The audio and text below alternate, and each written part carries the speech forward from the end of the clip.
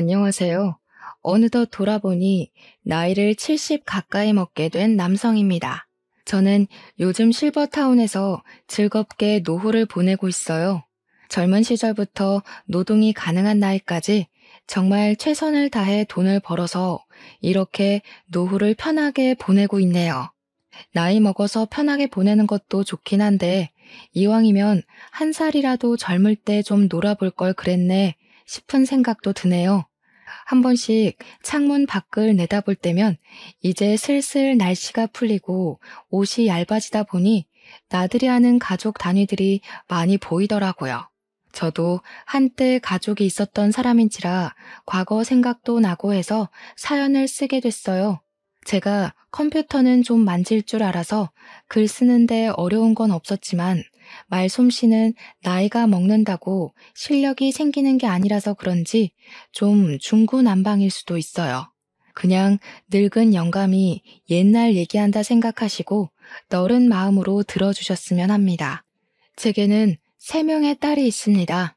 저는 젊은 시절 중소기업 대표를 맡고 있었고 아내와는 사별하여 혼자 산 지 20년 정도 되었어요. 그 말은 즉, 저 혼자서 돈을 벌고 육아를 했다는 뜻도 됩니다. 저는 어린 딸들이 결혼을 할 때까지만 물심양면 키웠지만 아무래도 일을 하는 아빠로서 아이들의 정서적인 영역까진 많이 케어해주지 못해 늘 미안했어요. 먼저 간 아내가 애들 곁에 같이 있었다면 그래도 애들이 부모에 대해 더 많은 추억을 가졌을 텐데 그런 생각만 하면 제가 확실히 못난 부모였던 건 맞는 것 같네요. 이렇게 자식만 떠올릴 때면 꼭 아내도 같이 생각났어요. 정작 아이들은 엄마를 필요로 하지 않았는데 저만 아내에 대한 그리움을 매 순간 되새기며 살았습니다.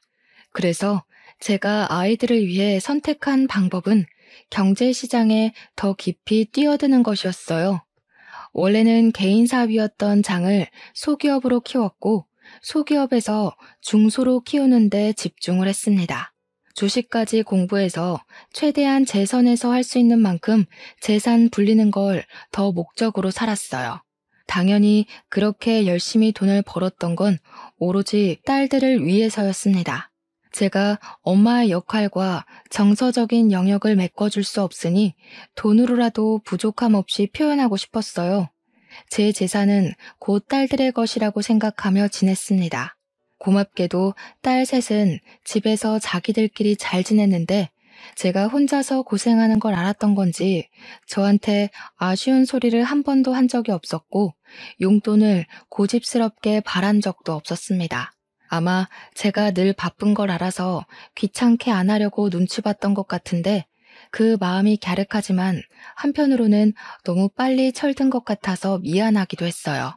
차라리 평범한 아이들처럼 용돈 달라고 조르고 뭐 갖고 싶다고 조르고 그랬다면 제가 아빠로서 아이들에게 필요한 존재가 맞구나 하고 위안받지 않았을까 싶네요.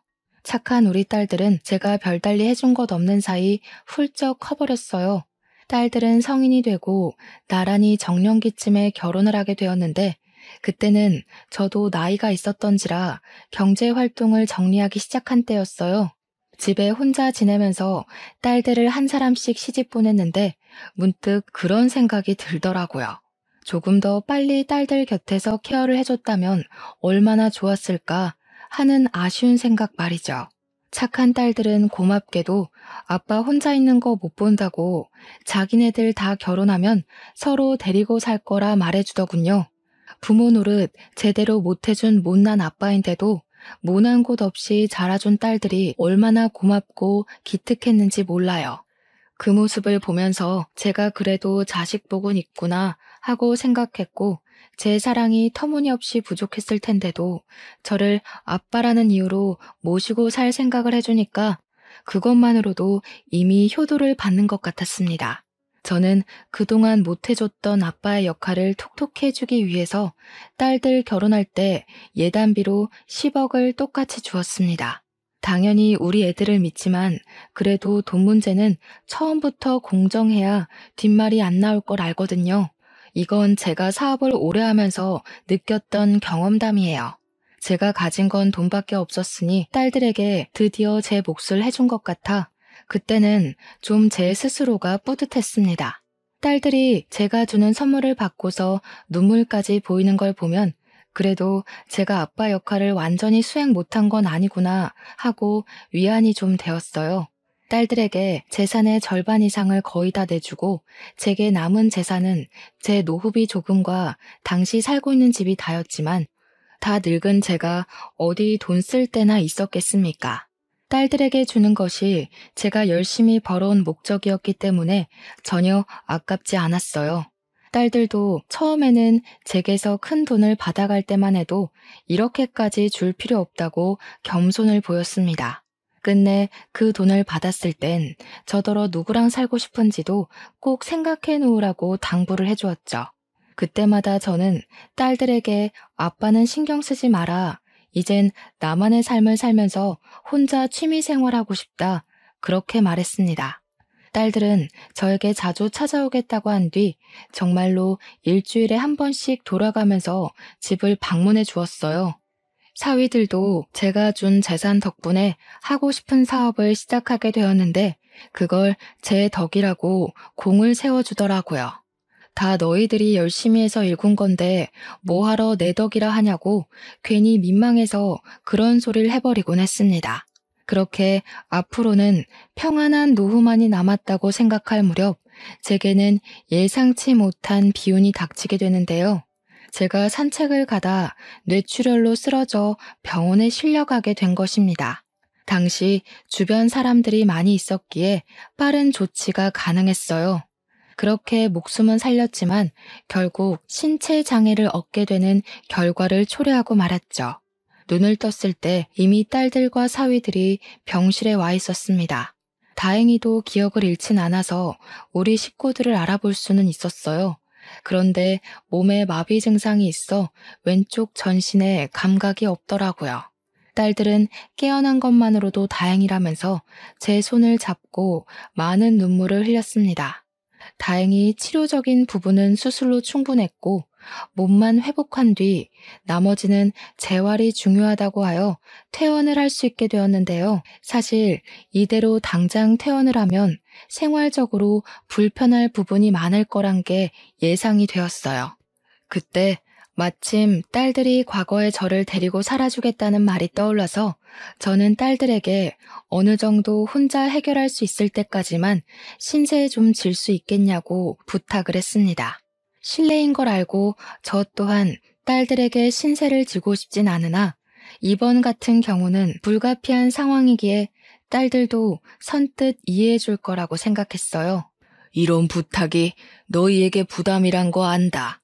아빠가 웬만하면 혼자 해결해 보겠는데 이게 당분간은 좀 많이 어려울 것 같구나. 아빠 혼자 생활에 적응되기만 하면 바로 독립할 테니까 너희들이 좀 도와줘. 그런데 그때부터 우리 딸들이 삐걱거리기 시작했습니다. 제 말을 듣고 서로 눈치만 보던 딸들은 그 얘긴 집에 가서 천천히 하자며 일단 귀가를 동행했어요. 그리고 제 저녁을 차려준다고 다 같이 저녁을 먹고 가게 되었는데요. 사위들은 다음날 출근 때문에 피곤해서 먼저 집으로 돌아갔고 딸들만 하룻밤 제 집에서 자고 가게 되었어요.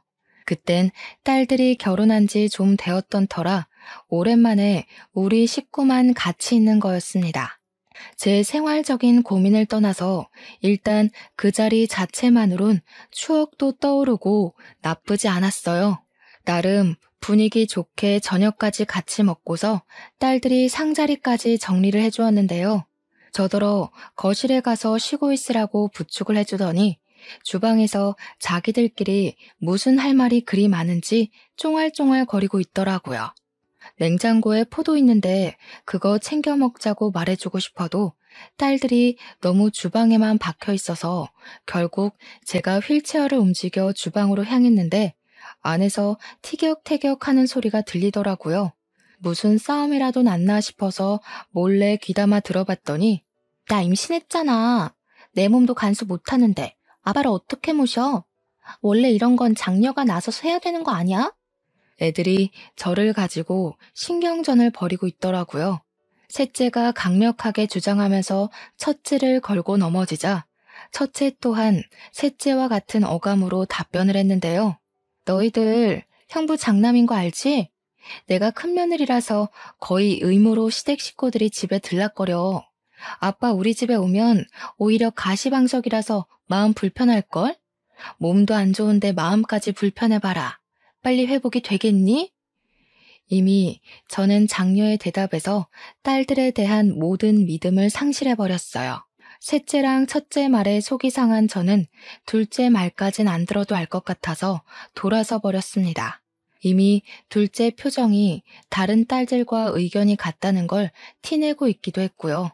돈을 받아먹기 전에는 아빠 없이 못 살 것처럼 굴더니 돈을 받고 나니까 발뺌하는 딸들에게 너무 서운해서 저는 그냥 일부러 일찍 쉬고 싶다 하고 딸들을 빨리 보내버렸어요. 원래는 딸들이 지고 가려고 했는데 안 좋은 말을 들은 이후 딸들이 마치 남처럼 느껴져서 같은 공간에 있기 싫었습니다. 그리고 저는 며칠간 고민을 했어요.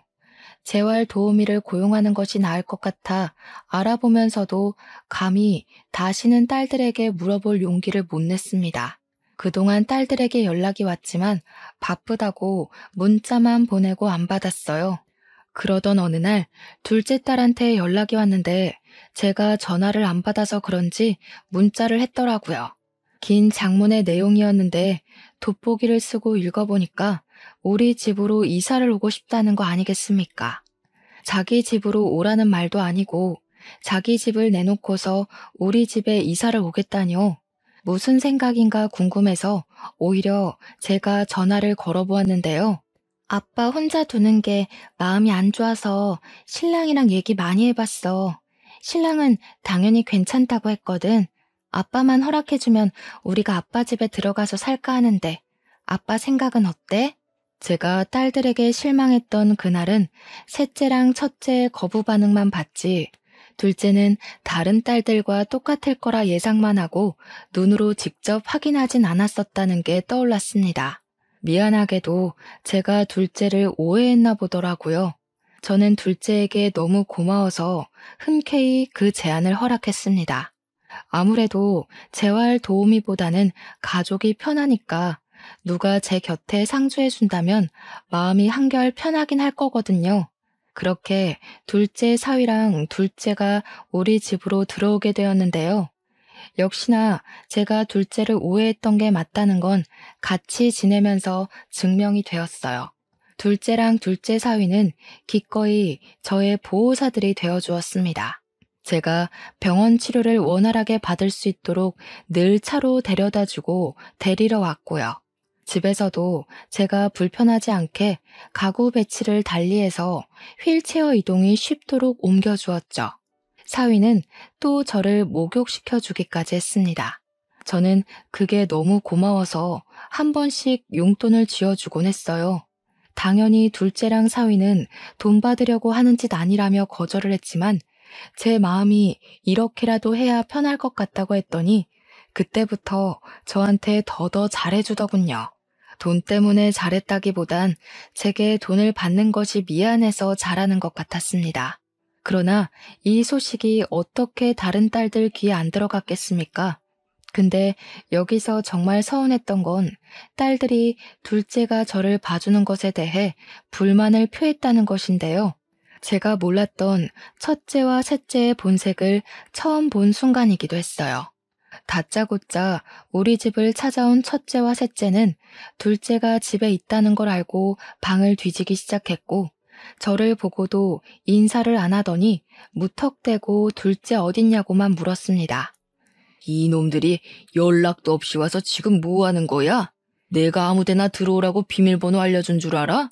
둘째는 들어와서 살게까지 해줬으면서 우리는 초인종 누르고 들어와야 돼? 아니 됐고 아빠 설마 둘째가 같이 살아준다고 해서 둘째한테 이 집 물려줄 건 아니지? 설마 그럴 리가. 그럼 아빠한테 진짜 실망이야? 누구는 같이 못 살아줘서 뒤로 빠져있는 줄 알아? 아빠가 몰라서 그렇지 작은 언니 욕심 장난 아니야. 도대체 갑자기 와서 왜 이러는 건지 몰랐습니다. 그래서 대체 무슨 소리를 하고 싶은 거냐고, 둘째를 내쫓고 너희들이 들어오고 싶은 거냐고 했는데도 자꾸 엉뚱한 소리만 하더라고요. 그 사이 소란을 들었던 건지 둘째가 제 방을 찾아왔고, 첫째랑 셋째는 더 이상 저한테 볼 일 없다는 듯 둘째에게로 돌아서서 따지기 시작했어요. 역시 가운데 낀 형제들이 제일 야같다고 하더니 이 집이 탐나서 우리랑 상의 없이 들어와 살았니? 결혼하더니 돈독이 더 올랐나 보구나. 어떻게 아픈 아빠를 상대로 이렇게까지 약을 수가 있어? 언니, 좀 많이 실속적이다. 아빠가 언니 속셈 알고서 드렸는지 모르겠네. 우리 중에 언니가 제일 돈 욕심 많잖아. 둘째는 첫째와 셋째의 무차별 공격에 가만히 당하기만 했습니다. 보다 못한 제가 그만하라고 나서면 둘째가 그제야 자기가 알아서 하겠다고 제 몸 걱정을 하면서 괜히 일어나지 말라 챙겨줬죠. 그걸 보고 첫째랑 셋째는 헛웃음을 치더군요. 아빠한테 잘 보여서 재산 더 받으려고 용 쓴다는 식으로 둘째를 험담하였습니다. 아무리 서로 간에 오해가 있다고 해도 그렇지 엄연히 부모가 지켜보는 앞에서 어떻게 다툼을 벌일 수가 있단 말인가요? 그것도 내 재산으로 말이에요. 특히 첫째 행동이 문제였어요. 셋째 행동도 잘못되었지만 동생이 잘못된 인식을 갖고 있으면 장녀라도 나서서 올바르게 상황을 판단하고 따끔하게 조언을 해줘야지. 언니 되는 입장으로서 오히려 셋째까지 선동해서 싸움을 벌이고 있는 게 말입니까? 저는 그날 장녀에게 무척 실망을 했습니다. 그 와중에 둘째 또한 더 이상 참지 못하겠는지 작작하라며 두 사람에게 목청을 높였어요. 저한테는 죄송하다고 이 상황에 대해 먼저 사과를 하고 말이죠. 아빠가 아픈데도 돈 생각밖에 없는 건 언니랑 너겠지. 둘 다 아빠 다치고 전화 한 번이라도 해본 적 있어? 내가 와서 이러는 게 꼴 보기 싫으면 먼저 나서서 아빠 돌봐줬으면 됐잖아. 아빠 봐주기는 귀찮고 다른 형제가 아빠한테 잘 보여서 재산 뺏기는 건 두렵고 뭐 그런 거야? 내가 볼 땐 네가 제일 무서운 년 같은데? 우리는 직접적으로 티내기라도 했지. 너는 끝까지 아빠 앞에서 연기하고 있잖아. 뭐 눈엔 뭐만 보인다더니 언니가 온종일 돈 생각밖에 안 하니까 언니 눈에 나도 그렇게 보이나 본데 돈급 취급하지 말지. 돈벌레들이랑 같은 수준인 거 기분 더럽거든? 시끄럽고 아빠 쉬어야 되니까 다 나가. 둘째는 그대로 첫째와 셋째더러 꺼지라고 제 방에서 밀어냈고 안 나가면 주거 침입으로 신고할 거라 고래고래 소리를 질렀습니다. 제가 자식들한테 뭘 바라고 돈을 준 건 아니었지만 예단비로 10억씩 준 게 사실 재산 상속과 같은 거였다고 언지를 했었거든요. 가진 돈을 공정하게 나눠서 준 거라 제가 살고 있는 집 말고는 더 이상 돈 없다고도 말했었습니다. 근데 그 10억의 예단비는 이미 첫째와 셋째 머릿속에서 지워진 듯 했어요.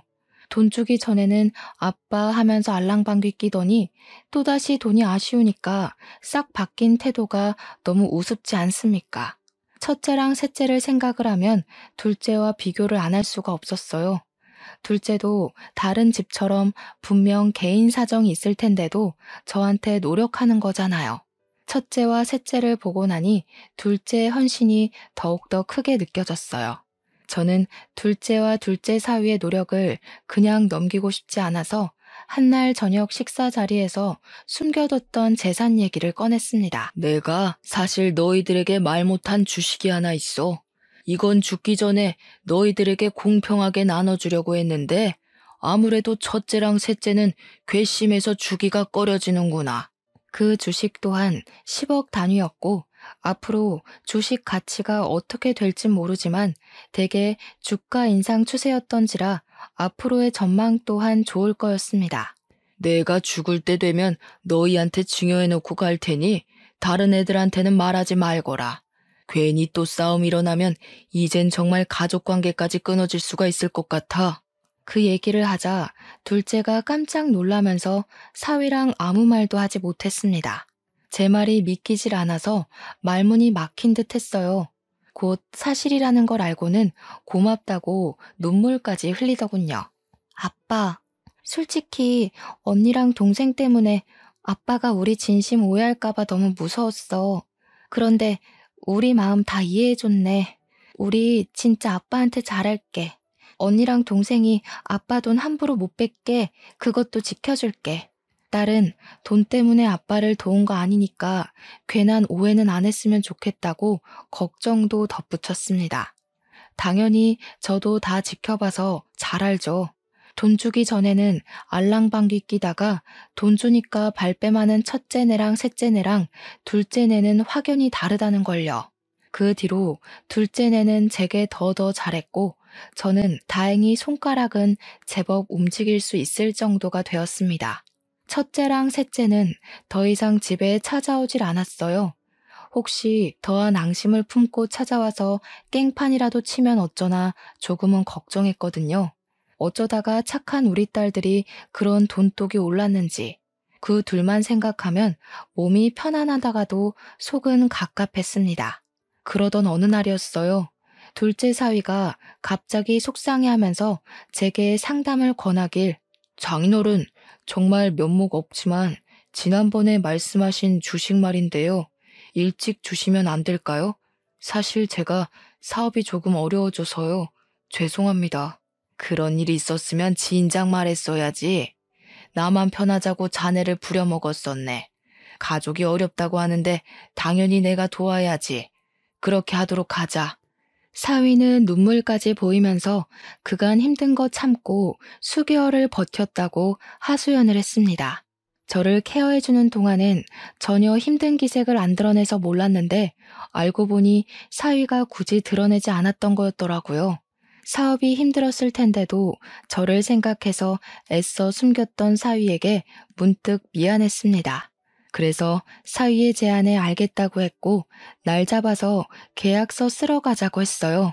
그랬더니 사위는 또 감사하다며 제게 넙죽 엎드려서는 한참을 울었습니다. 그렇게 저는 사위랑 딸이랑 같이 계약서를 쓰고 증여신고를 했는데요. 혹시 몰라서 제가 다시 한번 더 둘째네에게 다른 집에 알리지 말라고 당부를 했어요. 둘째랑 사위는 그 자리에서 한 번 더 제게 평생 편하게 모실 것을 약속해 주었습니다. 물론 제게 그렇게까지 바란 건 아니었기에 그건 마음만 받았지만요. 사위는 저 덕분에 살았다면서 기념으로 같이 여행을 가자고 했어요. 너무 좋은 제안이었지만 저는 다리가 불편해서 오히려 애들한테 짐만 될 겁니다. 그래서 괜찮다고 너희들끼리 다녀오라 사양했죠. 그런데 사위는 제가 혼자서 딸 셋 키우고 일만 하느라 여행 한번 못 가본 게 속상했는지 드라이브라도 데려가 주고 싶어 하더라고요. 드라이브는 차 안에서만 거의 시간을 보내는 거니까 괜찮을 것 같아서 저는 바다가 보고 싶다고 말을 했어요. 그래서 둘째네 덕에 오랜만에 바다 구경을 갈 수 있었습니다. 바다는 제가 아내를 사고로 잃기 전 마지막으로 딸들을 데리고 여행을 갔던 곳이에요. 오랜만에 맡는 바다 냄새는 아내와의 기억을 떠올리게 해줬어요. 저는 사위 덕에 모래사장에 휠체어를 펴고 앉아서 실컷 바다 구경을 할 수가 있었어요. 다시 걸음하기 어려울 테니 저는 바다를 사진으로 찍고 눈으로 꾹꾹 눌러 담았습니다. 사위랑 딸은 커피 한 잔 사오겠다며 자리를 비웠고 그동안 저는 조용한 바다 앞에서 온전히 저의 지난 삶들을 돌아보는 시간을 가졌어요. 그렇게 시간이 흐르고 날이 어두워지니 이곳에 가로등이 하나 없다는 걸 알아차렸는데요. 그제야 저는 바다에서 눈을 돌리고 딸이랑 사위의 자취를 찾았습니다. 꽤 시간이 흘렀는데도 사위랑 딸이 안 보이더군요. 주위를 둘러봤지만 인적이 전혀 다니질 않아서 누구를 부를 수도 없는 지경이었습니다. 그래서 전화를 하려고 하면 휴대폰이 짐된다며 딸 가방에 맡긴 게 화근이 되었죠. 모래사장이라 휠체어를 움직일 수도 없어 꼼짝을 못했어요. 이 와중에 더 문제는 날이 저물자 점점 수심이 올라왔다는 것인데요. 휠체어 바퀴를 돌려 후진을 하고 싶어도 지면 특성상 땅만 파였습니다. 결국 바다가 바퀴까지 적시는 정도로 빠르게 불어났을 때 저는 좀 더 과격하게 휠체어로 움직여 버렸고 그 탓에 그만 중심을 잃어 휠체어를 쓰러뜨리고 말았어요. 다리를 움직이지 못해서 그대로 바닷물에 몸이 젖었고 모래를 뒤집어 썼습니다. 최대한 한 팔로 기어서 바다를 피해갔지만 그 짧은 시간에 이미 몸은 다 버린 상태였어요. 해가 지니까 날까지 쌀쌀했는데 몸이 젖어 있으니 추위가 더 빨리 찾아오는 겁니다. 저는 일단 목소리를 내어 주변에 구조 요청을 해봤어요. 하지만 소용없었습니다. 눈으로만 봐도 어두컴컴하기만 할 뿐 인가라고는 없는 곳이었어요. 그렇게 시간만 보내야 했던 저는 엎드린 채로 아무것도 할 수가 없어서 추위에 떨기만 했고 결국 기절을 해버렸습니다. 아침이 다 되었는지 누가 저를 흔들어 깨우는 바람에 눈을 뜨게 되었는데요. 어떻게 된 건지는 모르겠고 제가 병원에 있더라고요. 근데 없어서 처음 보는 청년이 제가 눈 뜬 걸 보고는 벌떡 일어나 저를 걱정해 주는 거 아니겠습니까? 누구냐고 물었더니 청년은 운동한다고 바다 쪽으로 넘어왔다가 저를 발견해서 구조해 준 사람이라고 소개하더군요. 거긴 사람이 안 다니는 곳인데 어떻게 거기 계셨어요? 보니까 몸도 불편하신 것 같은데 혹시 일행이 있었던 거예요? 정말 큰일 날 뻔하셨어요. 아무래도 큰일은 이미 벌어진 것 같네요. 총각 혹시 안 바쁘면 나 좀 도와줄 수 있겠어요? 보다시피 내가 혼자 일 내기엔 몸이 불편해서. 저는 청년에게 답례를 할 테니 부탁 좀 꼭 들어달라 했고 응급실에서 링거 맞고 몸을 회복한 후 병원을 나섰습니다. 청년의 도움으로 바로 주식증여 파기 소송을 진행했어요. 그리고 제 집으로 갔는데 웃기게도 이미 제 집이 부동산에 내놓은 집이라고 하대요. 그 소리 들으니까 바로 직감이 오더라고요. 그러니까 둘째가 제 집에 들어온 건 실망스럽게도 집 때문이었다는 걸 깨달았어요. 첫째와 셋째가 지난날 우리 집에 와서 난동 부렸던 게 마냥 폭동은 아니었던 겁니다. 사실을 기반한 행동이었던 거죠. 게다가 제가 주식까지 얘기를 해버렸으니 둘째 입장에선 정말 땡 잡은 셈이라고 봤겠네요. 가족끼리도 이렇게 공을 들이고 연기를 하면서까지 돈을 탐낼 수 있다는 것이 제게는 그저 말이 안 나올 만큼 충격이었습니다. 심지어 따지고 보면 둘째네가 제 재산에 제일 심하게 욕심을 낸 거잖아요. 저를 갖다 버리기까지 했으니 말입니다. 저는 주식까지 해결되자 바로 저를 유기해버린 둘째네가 첫째와 셋째랑 다를 게 없다고 봤고 둘째네를 노인학대로 신고해버렸어요. 어차피 청년이 저를 봤으니까 증인은 있는 셈이었습니다. 그런데요, 여기서 예상치 못한 일이 또 발생하게 되었는데요. 제가 경찰에 신고를 했는데 당황스럽게도 둘째와 둘째 사위 신상 정보를 들은 경찰이 이미 그들이 서에 붙잡혀 있다고 하더라고요. 명의도용 문제로 신고가 들어와서 잡혔다고 하는데 심지어 신고한 사람들이 첫째랑 셋째라는 거 아니겠어요? 이건 또 무슨 전개인가 싶어서 저는 청년 도움으로 급히 경찰서를 찾았습니다. 가니까 첫째랑 셋째가 저를 보더니 제게로 쫓아왔어요. 마치 아이처럼 고자질하러 말이죠. 아빠, 둘째가 아빠 도장 훔쳐서 집 명의 바꾸려고 했어. 제가 뭘 했어요? 쟤 절대 아빠 모시려고 들어간 거 아니라니까. 명의 도용으로 모자라 아빠를 내다 버리기까지 했다면서?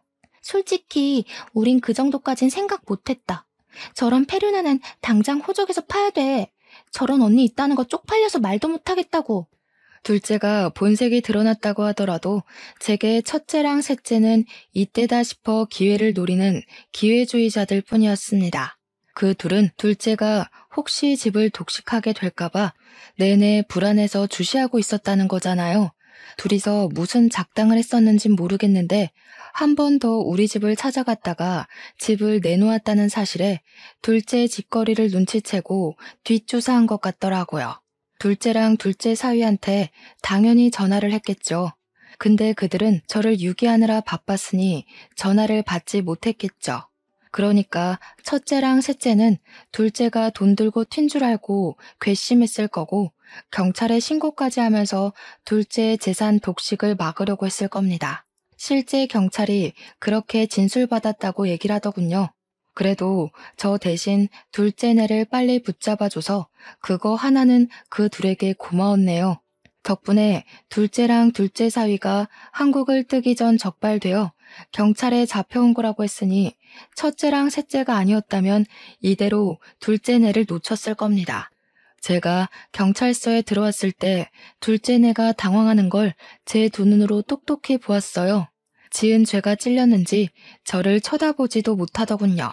그걸 보면서 저는 제 자식이란 놈들이 전부 사람 같지도 않게 보였어요.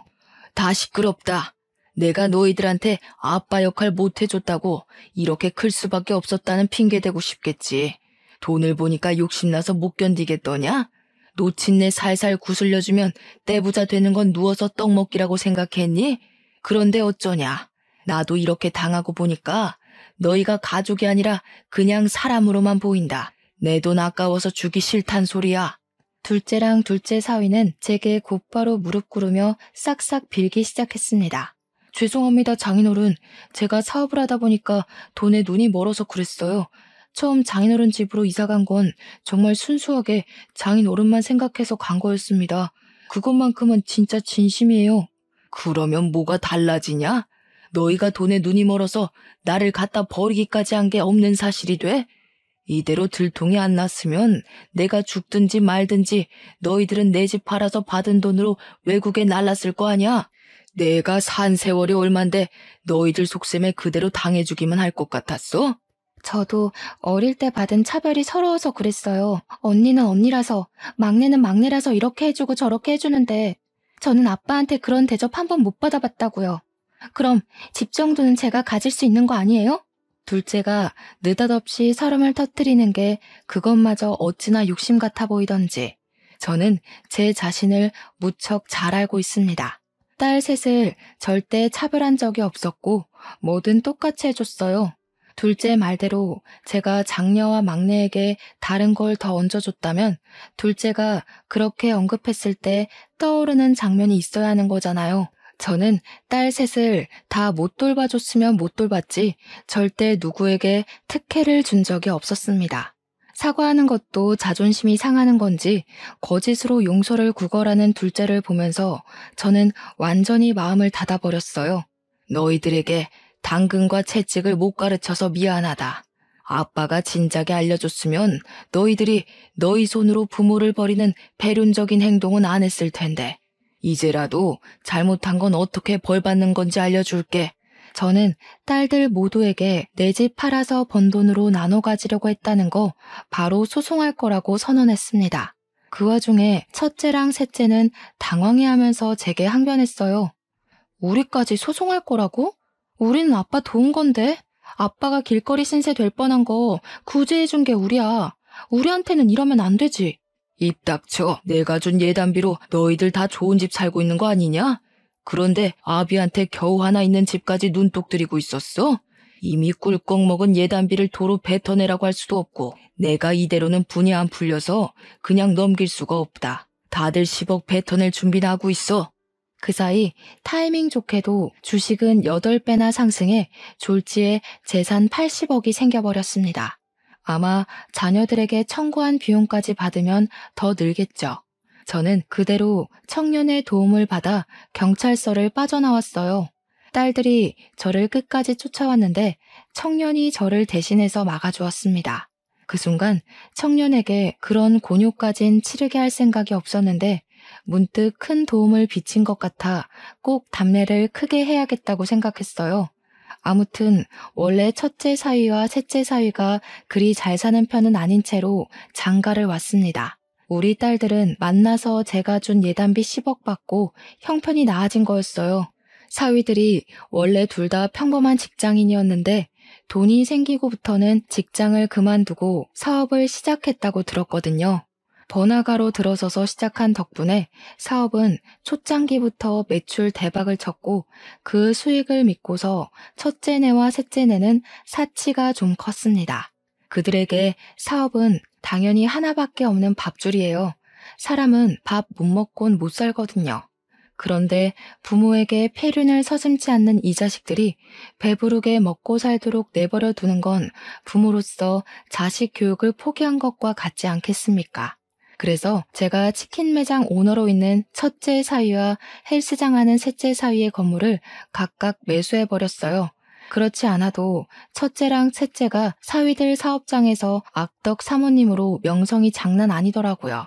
사장은 괜찮은데 그 집 사모가 별나다면서 다 같이 같은 욕을 하길래 한숨밖에 안 나왔습니다. 그래도 제가 일부러 악덕 세입자라고 소문을 만들지 않아도 다른 세입자들이 알아서 제 딸들을 욕해주니 두 손 두 발은 편하더군요. 물론 그 사람들 앞에선 그 악덕 사모들이 내 딸이라고 하기 쪽팔려서 아는 체는 안 했어요. 일단 여론이 제 편으로 몰렸으니 저는 본격적으로 악덕 세입자 쫓아내기에 돌입했습니다. 그때부턴 부모와 자식 관계가 아니었고 건물주와 세입자 관계로 집중했어요. 보니까 월세를 딸들이 관리하는 건지 관리비를 냈다가 안 냈다가 아주 들쑥날쑥이더라고요. 심지어 제가 확인했던 그달의 월세는 또 밀려 있었습니다. 저는 이걸 빌미로 세입자에게 나가달라는 통지를 보냈어요. 그리고 불만 있으면 전화하라고 제 번호까지 우편함에 써붙이고 갔죠. 그걸 확인한 첫째와 셋째는 각각 제게 전화를 걸었는데 내 번호라는 걸 알아보고 많이 당황했는지 제가 받기도 전에 전화를 끊어버리더군요. 제가 다시 걸어도 제 전화를 제쳐버리는 것 보니 그들에게 건물주를 알아볼 시간이 필요한 듯해 보였습니다. 그리곤 이틀 뒤 첫째랑 셋째에게서 문자가 각각 오더라고요. 당연히 제게 사죄하는 것 말고는 별다른 방법이 없었겠죠. 딸 둘은 자기네들 이 장사 없으면 당장 먹고 살 수익이 없다고 기라면 기고 꿀으라면 꿀을 테니 제발 자기네들 장사만은 건들지 말라고 애원을 하였습니다. 제가 딸들 애원을 어디 한두 번 들어봤겠습니까? 그때마다 받아주고 넘어가 줬더니 똑같은 짓을 반복하고 오히려 더 심해지기만 했다는 거 충분히 겪었어요. 제가 버림받아 보니까 돈 앞에서는 장사 없다는 걸 알고 제 처신을 똑바로 해야겠다는 생각이 들더라고요. 그래서 저는 딸들 문자에 대고 명도 소송까지 가기 전에 깔끔하게 해결하자 그렇게만 답변했을 뿐입니다. 그러자 역시나 딸들이라 할지라도 사람 성격 고치는 거 참 어려운 일인가 봅니다. 애들이 갑자기 급발진을 하더니 화를 내기 시작하는 거 아니겠습니까? 저더러 자신들에게 아빠로서 해준 게 뭐가 있냐는 소리를 하길래 그동안에 지나쳐온 제 청춘들이 모조리 부정당하는 것 같아서 마음이 좀 아팠어요. 딸들이 이렇게 나올수록 저는 더 마음을 굳힐 수밖에 없었죠. 딸들에게 앞으로도 평생 아빠 없다고 생각하고 살라고 너희한테는 처음부터 아빠도 엄마도 없는 게 나았다고 당장 건물 뺄 준비나 하라 했어요. 그래도 사위들이 장사를 꽤 크게 하고 있었는데 이대로 쫓겨나서 새로 시작하려면 제법 자금이 많이 들 겁니다. 물론 인지도 쌓는데도 오래 걸리겠죠. 그 세월을 다 합치면 10억만큼의 손실이 나오지 않을까 싶네요. 그 와중에 집까지 없는 둘째네는 운이 좋아서 길거리 신세는 면했어요. 3년 실형을 받는 덕에 교도소를 가게 되었거든요. 부디 사회로 다시 나올 때는 못난 마음 다 털어버리고 새 사람이 되길 바랄 뿐입니다. 여기까지 오는 데에 저 혼자였다면 절대 해내지 못했을 겁니다.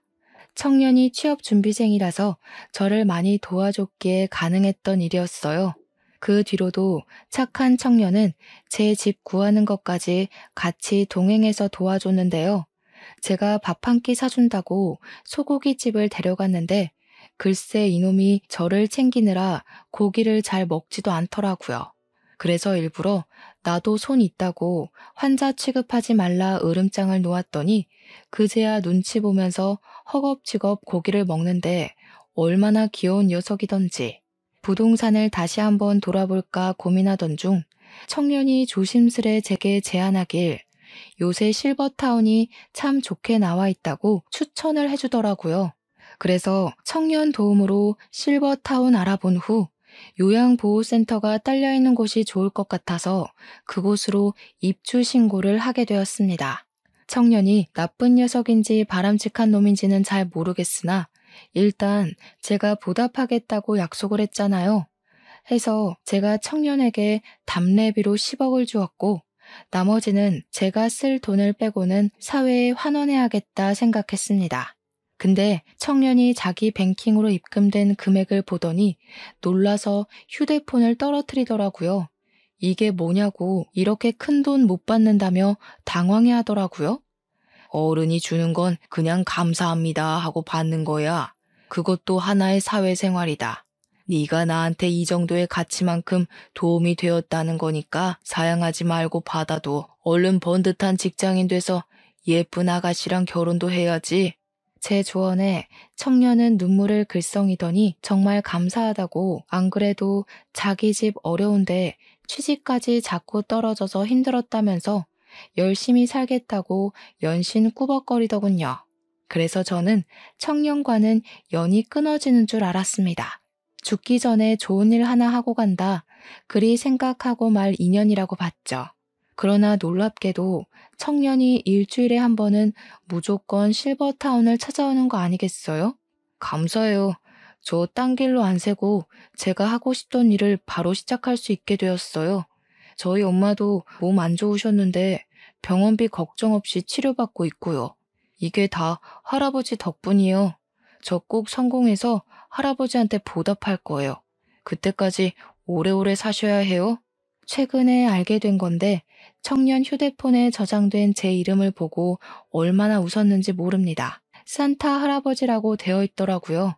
아무리 그래도 동심을 갖고 있을 만큼 어린 나이는 아니었는데 얼마나 귀엽고 기특해 보였는지 몰라요. 정말 딸 안 부러운 손자 하나가 생겨버린 기분이었습니다. 청년은 방문 횟수가 늘어갈 때마다 점차 더 번듯한 사업가가 되어가고 있는데 그걸 보는 재미가 또 쏠쏠하더라고요. 저도 사업을 번성시켰던 사람이다 보니까 사업 중인 청년이 제게 조언도 많이 구할 때가 있는데요. 그럴 때면 저도 잠깐 열렬했던 청춘 시절로 돌아간 것처럼 머리가 팽팽 돌아가요. 청년이 토요일마다 저를 찾아오는데 그럼 저는 그동안 청년에게 알려줄 새로운 정보와 인맥을 준비해놨다가 알려주거든요. 그것도 제 나름 취미 생활이 되더라고요. 최근에는 청년이 주식 공부도 시작했어요. 제 조언을 받아서 저 믿고 샀는데 꽤 주가가 괜찮은 것 같아 스포츠 경기 보듯 즐기고 있습니다. 청년이 열심히 사는 걸 보면 가끔씩 제 젊은 시절도 생각나고 그래요. 처음에는 청년의 도움이 고마웠다면 이젠 청년의 존재 자체가 고맙게 된 거죠. 어쨌든 저는 청년 덕분에 조금 쓸쓸할 뻔했던 노후에 손자 관심을 받으면서 번지르르하게 살고 있는 중입니다. 천륜이 끊어졌다는 건 그다지 못 느끼고 있어요. 청년이 그런 제 사정을 알아서 일부러 더 가족이 되어주려고 하는 것 같더라고요. 내 핏줄을 이어받았다고 무조건 다 감싸지 않아도 된다는 걸 이 청년 보고 깨달았어요. 팔은 안으로 굽는다고 했나요? 저한테 그건 좀 예외인 말이지 않나 싶습니다. 저는 이제 딸들을 과거의 기억에 묻어버렸고 앞으로의 생은 새롭게 생긴 손자놈과 새로운 가족애를 만들어 갈 것 같네요.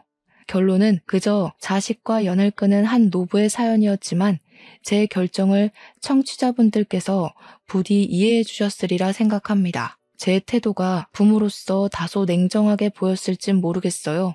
그래도 저는 자식의 잘못된 점마저 눈 감아주는 나약한 부모가 되고 싶지 않습니다. 제 행동으로 인해 우리 딸들이 잘못했다는 걸 크게 깨닫고 앞으로는 실수 안 하면서 살길 바라는 마음이에요. 저는 그저 죽기 전에 마지막으로 제 딸들에게 큰 가르침을 했다고 생각하렵니다. 청취자분들도 부모 자식이란 이유만으로 선 없이 굴어도 괜찮다는 마음은 안 가졌으면 좋겠어요. 그럼 제 사연 들어주셔서 감사합니다.